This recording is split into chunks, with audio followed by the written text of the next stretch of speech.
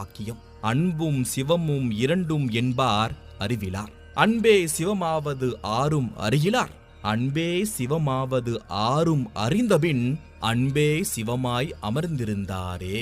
இந்த மந்திரத்தின் உட்பொருள் அன்பு வேறு சிவம் வேறு என்று சொல்பவர்கள் அறிவில்லாதவர்கள். அன்புதான் சிவம் என்பதை யாரும் அறிவதில்லை.